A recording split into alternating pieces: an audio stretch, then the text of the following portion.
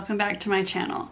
If you're new here, I'm April at Stunning Style, and I share classic outfit inspiration as well as style and beauty tips and tricks on my blog and on YouTube. And today I am sharing 5 of my favorite things from the month of September. I really enjoy doing these videos. I really enjoy watching these kinds of videos. I get to share things with you that don't normally come up in the blog or with my wardrobe guides, but they're things that I love and I just like to talk about. If you haven't subscribed to my channel, I would love it if you hit that subscribe button down below, as well as the little bell so you receive a notification whenever a new video goes live. I post every Thursday with a weekly lookbook of my outfits for the week, and then sometimes I share extra videos like this on Mondays, so you don't want to miss anything that's coming up. The first thing that I want to share is a beauty item. I just recently purchased another one because I used the whole one up, and it's this. It's called Wonder Brow, and it's a waterproof eyebrow gel. I have very light blonde eyebrows actually, and eyelashes. And I use this to fill in my eyebrows. I don't use it to make my eyebrows bigger or to change the shape of them. I just want them to look darker and denser, like I have more hairs. And what I love about this is it doesn't smudge or run. It's waterproof, so you can wear it in the pool. If you get hot and sweaty in the summer, it's not gonna smudge, it's not gonna come off on your clothes. Like if you wipe your face, it's not gonna drift. You know what I mean? Have you ever had that happen where you look in the mirror and you're like, oh, my eyebrow is up here now? I love this. It doesn't come off. The color I use is black brown, and the next darkest color is black, which I think would be too dark for me. But it does come in a range of colors. It's fairly inexpensive, just under $20. And the first tube that I used every day lasted me 3 or 4 months. I use a light hand with it. And if you watch my,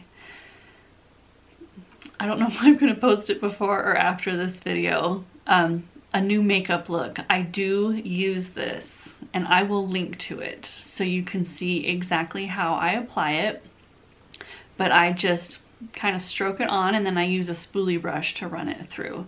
It's easy to use. You don't have to have any real skills, and because I'm not changing the shape of my brows, there's no real trick to it. I'm just applying it to my existing eyebrows. Speaking of my most recent makeup video, I had an oopsie during filming while I was applying my lip color. If you've been around for any amount of time, you know that I just love LipSense lip color, and it doesn't come off once you put it on, which is what I love about it, right? But if you make a mistake, it is hard to fix that mistake. And I needed to take my lipstick off, and I had just applied 3 layers. And usually that would involve the oops remover plus a lot of scrubbing, and that would leave me with some cracks and little bleeding lips and some pain the next few days, because the LipSense does have some medical grade alcohol in it, and that stings if you put it on raw lips.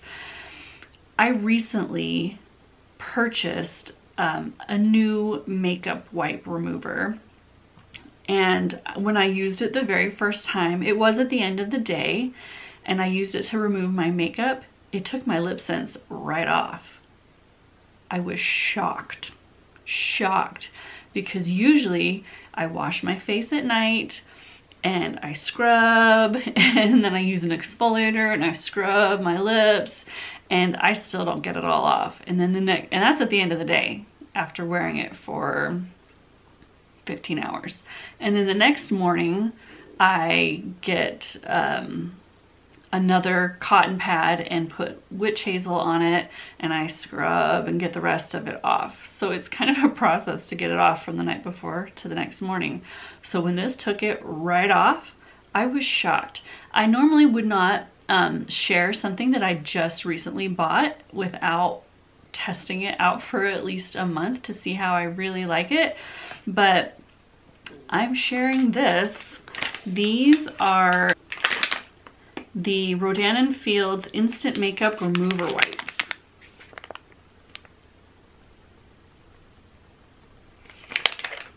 It's part of their Essentials line, and the reason I ended up trying them is because they came as part of a promotional package when I purchased something else. So I didn't even order them because I wanted to try them. They were just part of a bundle deal kind of thing. And since I had them, I decided to go ahead and use them. And as far as just being a regular makeup wipe remover, I like them. They do a good job of removing makeup. They do a fine job of removing eye makeup and mascara. I don't use a waterproof mascara, so I couldn't tell you how it does on that. But the fact that it removed my lip scents, invaluable. And so this morning I was like, well, let's see how it does with freshly applied lip scents, because that's the real trick. And it did it. It took about a minute. And I'm going to insert the footage because I went ahead and filmed. While I was doing my makeup video, I filmed me removing the lip scents just to see how it would do, and it took it all off. My lips are not cracked or bleeding or chapped or sore or raw. I reapplied immediately after. I didn't have any burning or discomfort. And so to me, that makes these worth it. This comes with 30, and in the package, it comes with 2 of these. So you get 60 wipes per package. It also has this opening here, which I love. I don't like the kind that just are like stickers that you have to stick back on there because they never stick. And then your wipes dry out, and that's annoying.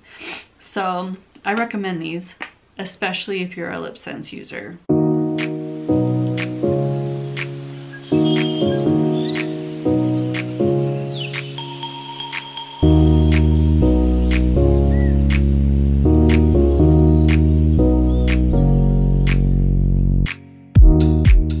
The next item I wanted to share is my phone case. It's not a super pretty phone case. I mean, I like it fine. This is it. It's black and it's got this shiny silver trim right here. But that's not why I bought it. The reason I bought it is because it is multifunctional. On the back here, it's got this, and it's like a snap bracelet. You just press the thing and it releases. I have to do it with 2 hands or with my thumb. I'm not strong enough, or I haven't loosened it up enough. And then it does this, which means that you can prop your phone like this against something. You can also prop it up like this. So I've gotten rid of my alarm clock. My phone shows the time in really low dimness. And so I just prop my phone up like this on my night table to act as my night table clock, because for one, it's just one less thing to have on my night table. 2, it's lower light, so it's not shining as brightly next to my face. Also, you can hook this like that into your air vent in your car. So I don't love the navigation system in my car. It's just too cumbersome to type in the address. I just like to tell, I have an Android phone. I just like to tell Google where I'm going and speak it instead of have to type it. So I always use my phone for navigation. And then I just hook this in the air vent and I can just see it like this, and I'm not having to pick up my phone or hold my phone. It makes it completely hands-free and keeps it right there in front of my face. Or if I'm listening to a podcast or something, it's just right there and it's not sliding around in my console or anything like that. So no, it's not a fancy color. It doesn't have a design on it, but it's very functional and useful, and it's very chic and sleek. And I really like it. I've had it for, I think I got it in June, and I've dropped my phone several times and it's protected my phone really well, which is another thing that I really like about it. And I like this. Oh, here's another thing. It makes it really easy to hold your phone when you're talking or looking at it. You know, I'm basically supporting it like that, and it takes the strain off. It also makes it a lot easier to take your selfie with your phone because you can support it like this, and that gives you more range of motion with your fingers to be able to take it. I was walking by the kiosk, the Verizon kiosk, and I was like, do you have a better phone case? And he's like, yes, we all use this phone case. It's our favorite. Let me show you why. I don't have the hand strength or maybe the size to pop it the way he does. So I either have to flip it around and use my thumb, or I have to hold it with one hand and do it with the other. So it does loosen up over time. It's easier now than it was, but so that, I guess, maybe the only kind of con. But overall, I love this case. I'll continue to buy them when I get new phones. And when I bought mine, it only came in a few basic colors, but I love black, so I'm okay with that. I've had several of you ask me about what books I read. If you saw on my blog, a month or so ago, I wrote a blog post about recommitting to self-care. In the chaotic time in the last several months, I had really let it go, and I was paying a price physically for it, and probably emotionally and mentally as well, just putting my needs on the back burner. And I mentioned that I take quiet time every day, a minimum of 30 minutes. I like to take an hour if I can. And I go in my room, or I go out in my garden and sit on one of my benches.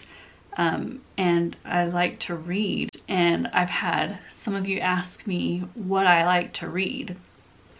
My favorite genre is historical fiction. I love history, and I love historical fiction because it really gives you an inside view into what that period of time might have been like. But when you read even a fictional account about true events, it really, really brings home what it must have been like to live during that time, what people went through, what their daily lives were like, and it just brings history to life for me. And so that's usually what I read. And one of my favorite authors is Sharon K. Penman. She writes about the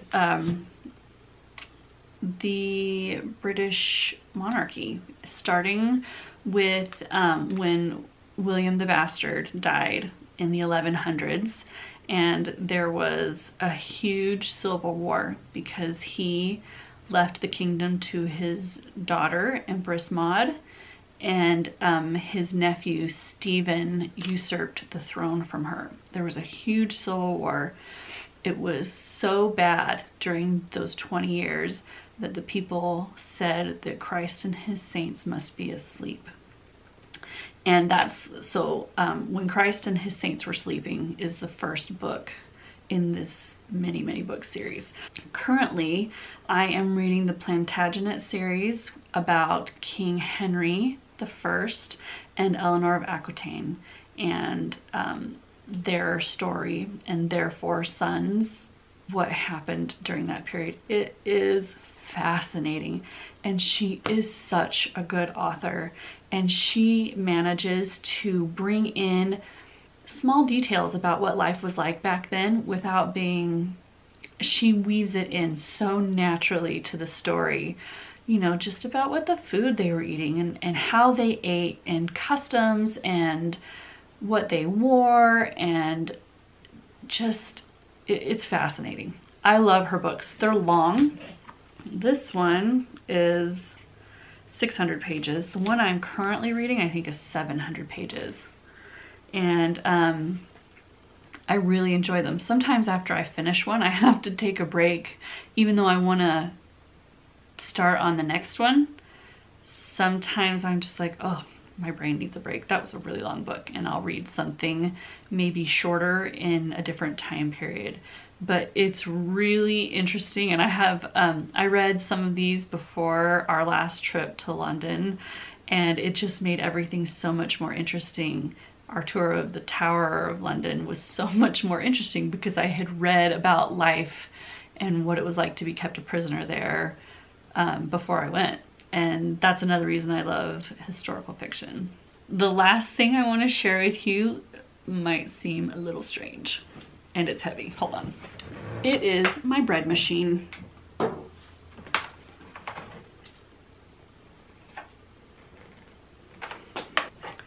I have had this specific bread machine for 10 years, maybe 9, a long time. And I've been using a bread machine off and on for about 11 years. I love homemade bread. I love it.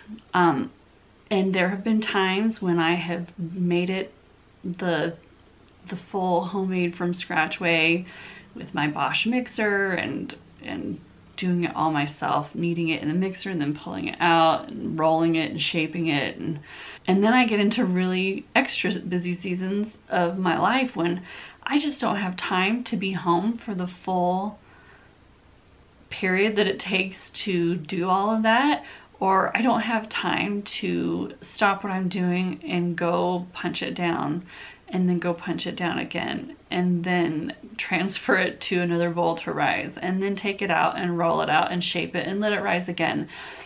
It also makes a mess that I don't want to clean up, and so I'll quit making bread, but then I miss homemade bread because it is so much tastier. And then I pull out my bread machine, and all you have to do is dump the ingredients in and turn it on. And then when you open it up again, there's a loaf of bread waiting for you. Some people think that there's shame in using a bread machine, like you didn't really make it.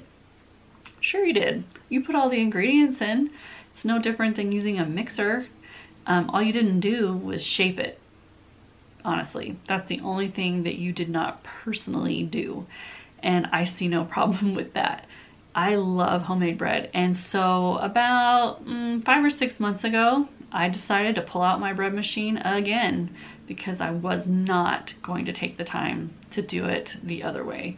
And it was like Christmas morning when my kids saw me pull out that first loaf of bread again. They love it. You can also control the quality and the ingredients, and everything is up to you. You can add in what you like, take out what you don't, and it's just easy to customize it according to what you want. The particular machine that I have, they don't make anymore, but what I love about it is the loaf pan is long, so it comes out in the size of a normal loaf pan. The complaint about some of the older machines is the pan was skinny and tall, and so you get this odd shaped loaf of bread, and each slice was like 2 loaves high, made for awkward sandwiches, right? But so that's what I love about this one. It has 2 paddles, and it still comes with the holes in the bottom because that's where the paddles are, but that's the only way you would know that this came out of a bread machine instead of out of my oven. You can also just set it to the dough setting, so it does all the kneading and the punch down and the kneading and the punch down, and then when the dough setting goes off, you can take it out, shape it, and put it in another pan and put it in the oven. I use the dough setting for pizza dough. So yeah, there's all different kinds of settings on it. I love it. If you're not sure if you would love it and you don't want to invest $100 or more in it, go to your local thrift store, Salvation Army, Goodwill, wherever. I guarantee you they have a bread machine for $15, and you can take it home and play around with it and experiment with it. See if it's something that you would enjoy or like or use, and if it turns out that you do, and you decide you want something better, if there's something about the one that you bought that doesn't satisfy you, then you can invest in a more expensive one. But I have gotten so much use out of mine. I love it. Another thing I love about my bread machine is it has a timer setting. So I can put the ingredients in whenever and then set the timer, and it will be done whenever I decide it should be done. So if I want it to be fresh and hot when I wake up in the morning, then it will be. Or if I put it in the morning because that's when I have time and I want it to come out at dinner time, I just set it to do that. So it's really convenient. The more modern ones, and I mean this one's like 10 years old, right? So it had a timer setting clear back then. So the one that you find at the thrift store will likely have an option like that as well. So those are my 5 favorite things from September. I actually need to take my bread machine back upstairs because I need to put a loaf in. We're having BLTs for dinner. Tomatoes from my garden, homemade bread, homemade mayonnaise, and I'm really excited. Thanks for joining me. I hope you enjoyed these 5 favorite things from September.